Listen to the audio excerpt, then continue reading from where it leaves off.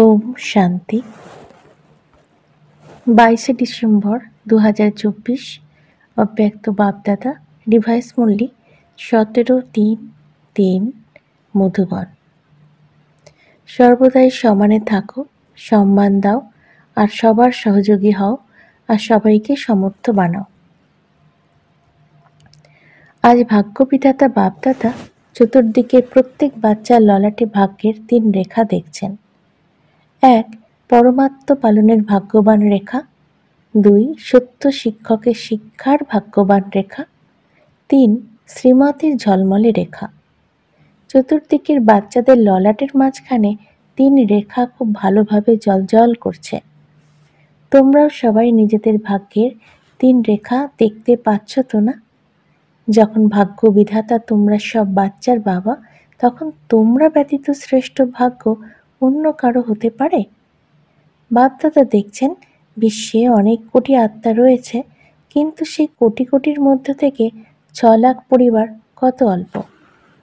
কোটি কোটির মধ্যে কতিপয় হয়ে গেল তো না?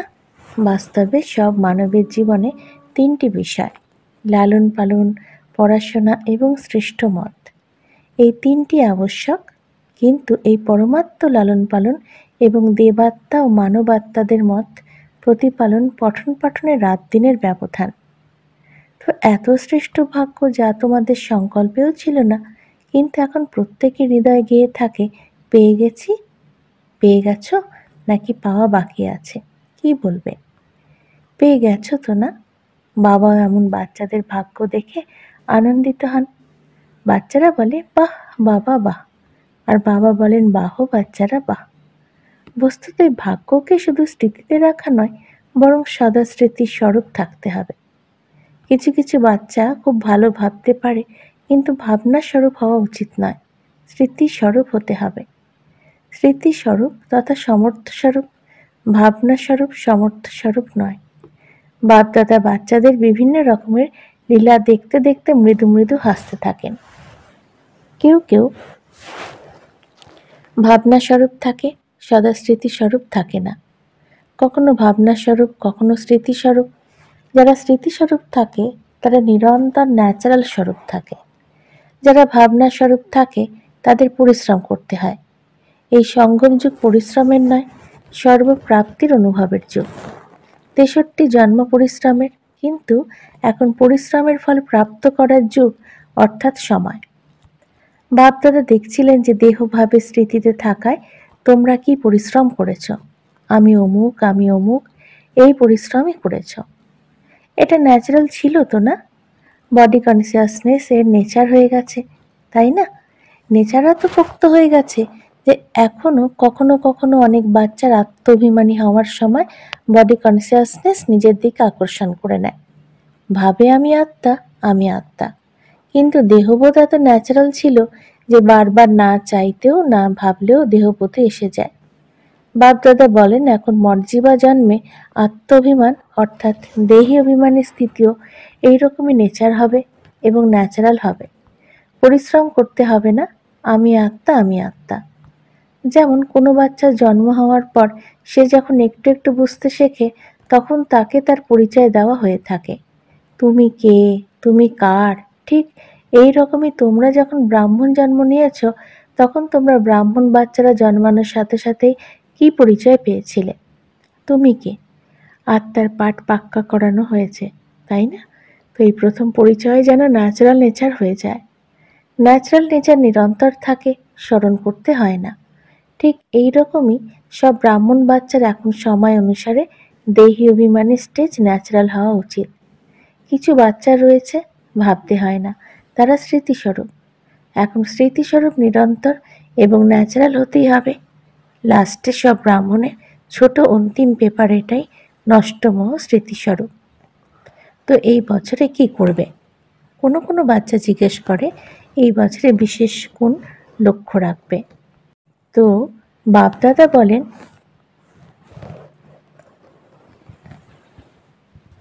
সদা দেহী অভিমানী স্মৃতিস্বরূপ ভব।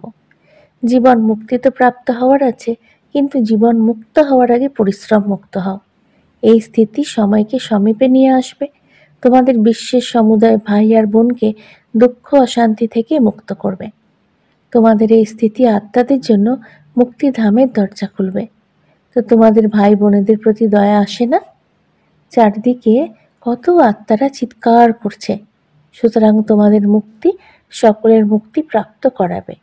এটা চেক করো ন্যাচারাল স্মৃতি তথা সমর্থ স্বরূপ কতখানি হয়েছ। সমর্থ স্বরূপ হওয়াই ব্যর্থকে সহজেই সমাপ্ত করে দেবে, বারবার পরিশ্রমও করতে হবে না। এখন এই বছরে বাপদাদা বাচ্চাদের প্রতি স্নেহের জন্য কোনো বাচ্চার কোনো রকম সমস্যাতেই তাদের পরিশ্রম করতে দেখতে চান না। সমস্যা সমাপ্ত আর সমাধান সমর্থ স্বরূপ। এটা হতে পারে কি? দাদিরা বলো হতে পারে, টিচার্স বলো হতে পারে, পাণ্ডব হতে পারে। পরে অজুহাত দেখিয়ে বলো না যে এটা ছিল তো না, এটা হয়েছে তো না, এটা হয় না তো হয় না। বাপদাদা তোমাদের খুব মিষ্টি মিষ্টি খেলা আগেই দেখে নিয়েছেন। যা কিছু হয়ে যাক, হিমালয়ের থেকেও বড় শতগুণ সমস্যার স্বরূপ হোক, হতে পারে তা তন দ্বারা, মন দ্বারা, ব্যক্তি দ্বারা, প্রকৃতি দ্বারা সমস্যা, পরস্থিতি তোমাদের স্বস্থিতির সামনে কিছুই না। আর স্বস্থিতির সাধন হলো সমান। সমান ন্যাচারাল রূপে হবে, যেন মনে করার দরকার না হয়, বারংবার পরিশ্রম করার দরকার না হয়। না না, আমি সদর্শন চক্রধারী, আমি আলোক রত্ন, আমি হৃদয় সিংহাসনাসীন, আমি এটাই। আর কিছু হওয়ার আছে কি? পূর্বকল্পে কি হয়েছিলে? অন্য কেউ হয়েছিল নাকি তুমি হয়েছিলে? তুমিই ছিলে, তুমিই আছো, প্রতি কল্পেই তুমি হবে। এটা নিশ্চিত। বাপদাদা সব মুখ দেখছেন, এরা সেই পূর্বকল্পের। তোমরা এই কল্পের নাকি অনেক কল্পের? অনেক কল্পের তো না? হও তোমরা, হাত তোলো যারা প্রতিকল্পের। তবে তো নিশ্চিত তোমরা, তাই না? তোমরা তো পাস সার্টিফিকেট পেয়ে গেছো তো না? নাকি নেওয়া বাকি আছে? পেয়ে গেছো না? পেয়ে গেছো নাকি নিতে হবে? পূর্বকল্পে পেয়েছো, এখন কেন পাবে না? তো এই স্মৃতিস্বরূপ হও যে সার্টিফিকেট প্রাপ্ত হয়ে আছে। হয় তা পাস উইথ অনারের নতুবা পাশের, এই পার্থক্য তো হবে। কিন্তু আমি হই নিশ্চিন্ত তো না? নাকি ট্রেনে যেতে যেতে ভুলতে ভুলতে যাবে? প্লেনে যাবে তো উড়ে যাবে? না। যেমন দেখো, এই বছর তোমরা দৃঢ় সংকল্প করেছিলে যে চতুর্দিকে উৎসাহ উদ্দীপনার সাথে শিবরাত্রি উদযাপন করবে, আর তোমরা উদযাপন করেছো না? তোমাদের দৃঢ় সংকল্পের মাধ্যমে যা ভেবেছ তা সম্পন্ন হয়েছে না? তো এটা কোন বিষয়ের চমৎকার? একতা, দৃঢ়তা। ৬৭টা প্রোগ্রাম করার জন্য তোমরা ভেবেছিলে, কিন্তু বাপদাদা দেখেছেন অনেক বাচ্চা তার থেকেও বেশি প্রোগ্রাম করেছে। এটা হলো সমর্থ স্বরূপ হওয়ার লক্ষণ, উৎসাহ উদ্দীপনার প্রত্যক্ষ প্রমাণ। সর্বত্র তোমরা আপনা থেকে এটা করেছ তো না? এভাবেই সবাই মিলে একে অপরের মনোবল বাড়িয়ে এই সংকল্প করো যে এখন সময়কে সমীপে নিয়ে আসতে হবে, আত্মাদের মুক্তি প্রাপ্ত করাতে হবে। যতই হোক, এটা তখনই হবে যখন তোমাদের ভাবনা স্মৃতির স্বরূপে আনবে। বাপদাদা শুনেছেন যে ফরেনের যারা, তাদেরও বিশেষ স্নেহমিলন বা মিটিং আছে, এবং ভারতের যারা, তাদেরও মিটিং আছে। তো মিটিংয়ে শুধু সেবার প্ল্যান বানিও না, বানিও কিন্তু ব্যালেন্সের বানিও। এভাবে একে অন্যের সহযোগী হও, যাতে সবাই মাস্টার সর্বশক্তিমান হয়ে সামনে উড়ে চলে। দাতা হয়ে সহযোগ দাও, পরিস্থিতি দেখো না, সহযোগী হও। সমানে থাকো এবং সম্মান দিয়ে সহযোগী হও। কেননা যে কোনো আত্মাকে যদি তুমি হৃদয় থেকে সম্মান দাও, তবে তা অনেক অনেক বড় পুণ্য। কারণ হীনবল আত্মাকে উৎসাহ উদ্দীপনায় যদি আনো, তো সেটা কত বড় পুণ্য। যারা আগে থেকেই পড়ে আছে তাদের ঠেলে দিও না, আলিঙ্গন করো। অর্থাৎ বাহ্যিক আলিঙ্গন করো না, আলিঙ্গন করা অর্থাৎ বাবার সমান বানাও, সহযোগ দাও। বাবা তোমাদের জিজ্ঞাসা করেছেন তো না যে এই বছর কি করতে হবে? কেবল সম্মান দাও আর সমানে থাকো। সমর্থ হয়ে সমর্থ বানাও, ব্যর্থ বিষয় যেও না। যে দুর্বল আত্মা দুর্বলই, তার দুর্বলতাই যদি দেখতে থাকো, তবে তারা সহযোগী কিভাবে হবে? সহযোগ দাও তো আশীর্বাদ প্রাপ্ত হবে। সর্বাপেক্ষা সহজ পুরুষার্থই হলো আশীর্বাদ দাও, আশীর্বাদ নাও। সম্মান দাও, মহিমাযোগ্য হও। যারা সম্মান দেয় তারাই সর্বদ্বারা সম্মানীয় হয়। তাছাড়া এখন যত সম্মানীয় হবে, ততই রাজ্য অধিকারী এবং পূজ্য আত্মা হবে। নিরন্তর দিয়ে যাও, নেওয়ার জন্য নয়, নেবে আর দেবে। এটা তো যারা বিজনেসের সঙ্গে রয়েছে তাদের কাজ। তোমরা তো দাতার বাচ্চা। বাপদাদা চতুর্দিকের বাচ্চাদের সেবা দেখে খুশি। সবাই ভালো সেবা করেছ, কিন্তু এখন এগিয়ে যেতে হবে তো না? বাণী দ্বারা সবাই ভালো সেবা করেছ, সাধন দ্বারাও সেবার ভালো রেজাল্ট লাভ করেছ, অনেক আত্মার অভিযোগও সমাপ্ত করেছ। সেই সঙ্গে সময়ের তীব্রগতির প্রগতি দেখে বাপদাদা এটাই চান যে শুধু অল্প কিছু আত্মার সেবা নয়, বরং বিশ্বের সর্ব আত্মার মুক্তিদাতা তোমরা নিমিত্ত। কেননা তোমরা বাবার সাথী। তো সময়ের গতি অনুসারে এখন একই সময় একত্রে ৩ সেবা করতে হবে। ১ বাণী, ২ শক্তিশালী স্থিতি এবং ৩ শ্রেষ্ঠ আধ্যাত্মিক ভাইব্রেশন। যেখানেই সেবা করো সেখানে এমন আধ্যাত্মিক ভাইব্রেশন ছড়িয়ে দাও যাতে ভাইব্রেশনের প্রভাবে সহজে আকৃষ্ট হতে থাকে। দেখো, এখন লাস্ট জন্মেও তোমাদের জড়চিত্র কিভাবে সেবা করছে। বাণীর দ্বারা বলে কি, ভাইব্রেশন এমন হয় যে ভক্তদের ভাবনার ফল সহজেই প্রাপ্ত হয়। ভাইব্রেশন যেন এমনই শক্তিশালী হয়, ভাইব্রেশনের সর্বশক্তির কিরণ ছড়িয়ে পড়ে, বায়ুমণ্ডল বদলে যায়। ভাইব্রেশন এমন জিনিস যে হৃদয়ে ছাপ পড়ে যায়। তোমাদের সকলের অনুভব আছে, কোনো আত্মার প্রতি যদি কোনো ভালো কিংবা খারাপ ভাইব্রেশন তোমাদের হৃদয়ে বসে যায়, তবে সেটা কত সময় পর্যন্ত চলে। অনেক সময় চলে তো না? যদি বের করতেও চাও তবু বের হয় না, কারণ খারাপ ভাইব্রেশন বসে গেলে তা সহজেই বের হয়। সুতরাং তোমাদের সর্বশক্তির কিরণের ভাইব্রেশন ছাপের কাজ করবে। বাণী ভুলতে পারো, কিন্তু ভাইব্রেশনের ছাপ সহজে বের হয় না। অনুভব আছে তো না? আছে না অনুভব? এই গুজরাট, বম্বে যে উৎসাহ উদ্দীপনা দেখিয়েছে, বাপদাদা তারও পদ্ম পদ্ম গুণ অভিনন্দন জানাচ্ছেন। কেন? বিশেষত্ব কি ছিল? কেন অভিনন্দন জানিয়েছেন? তোমরা তো বড় বড় ফাংশন করতে থাকো, কিন্তু কেন বিশেষ অভিনন্দন জানাচ্ছেন? কারণ উভয় তরফেই একতা আর দৃঢ়তার বিশেষত্ব ছিল। যেখানে একতা এবং দৃঢ়তা থাকে, সেখানে ১ বছরের পরিবর্তে ১ বছরের কাজ ১ মাসের সমান হয়। শুনেছ গুজরাট আর বম্বে? এখন সেকেন্ডে জ্ঞান সূর্যস্থিতিতে স্থিত হয়ে চারিদিকের ভীত, সন্ত্রস্ত, অস্থির আত্মাদের সর্বশক্তির কিরণ ছড়িয়ে দাও। তারা খুব ভীত, সন্ত্রস্ত। শক্তি দাও, ভাইব্রেশন ছড়িয়ে দাও। আচ্ছা, বাপদাদা ড্রিল করালেন। চতুর্দিকের বাচ্চাদের ভিন্ন ভিন্ন স্মরণ স্নেহ আর সমাচারপত্র এবং ইমেল বাবার কাছে পৌঁছে গেছে। প্রত্যেকে বলে আমারও স্মরণ দিও, আমারও স্মরণ দিও।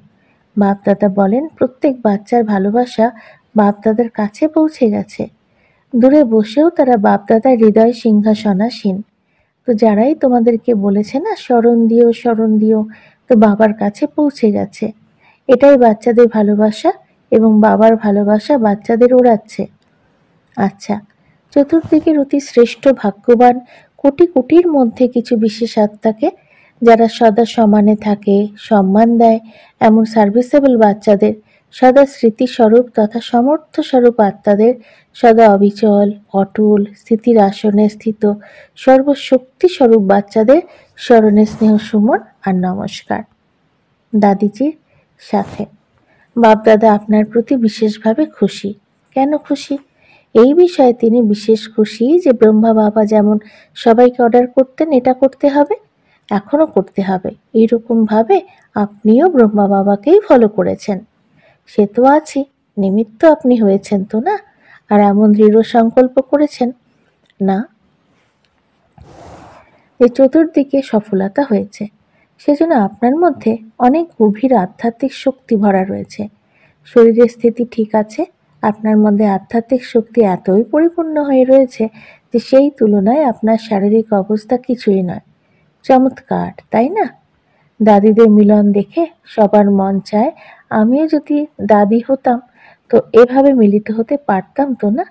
তোমরাও দাদি হবে। এখন বাপ দাদা তার হৃদয়ে প্ল্যান বানিয়েছেন, সেটা তোমাদের এখনো দেননি।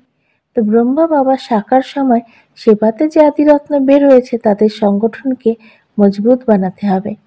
যখন তোমরা করবে এই ডিউটি, আপনার তোমাদের হৃদয়ের সংকল্প তো আছে, আছে না?